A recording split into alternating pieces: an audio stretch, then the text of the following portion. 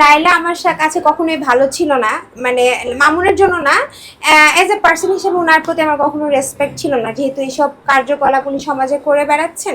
So as a person হিসেবে ওনার প্রতি আমার কোনো সম্মান। সাথে মামুনের ঝামেলা হলো তখন লাইলা আপনার কাছে কি মানে ভালো ছিল না? কখনোই উনি আমার কাছে ভালো ছিল না, এটাই তো বললাম যে এখানে মামুনেরও ইস্যু না, অ্যাজ এ পার্সন হিসেবে আমি ওনাকে কখনো সম্মান করতাম না।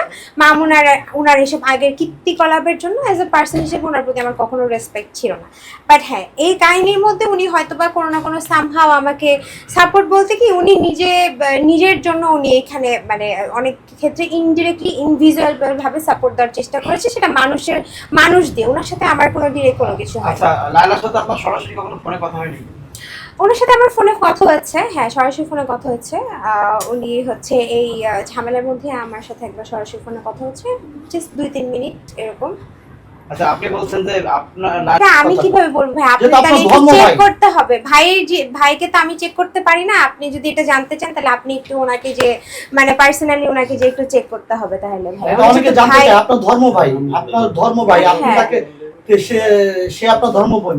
পৃথিবীতে আমরা জানি ছোটবেলা থেকে যদি কোনো কেউ যদি নিঃসন্তান হয়ে থাকে তাহলে ছোটবেলা থেকে একটা সন্তান পালক এনে পেলে বড় করে, ওইটা হচ্ছে পালক সন্তান। কিন্তু ধর্ম ভাই হিসেবে পৃথিবীতে আছে কি এমন কোন ঘটনা আমার জানা মতে নেই। আচ্ছা, ধর্ম ভাইয়ের ডেফিনিশন আসলে আমার কাছেও আমি ফুলি ক্লিয়ার না। ভাই দেখেছি এটা ধর্ম ভাই আপনারা অ্যাড করেছেন।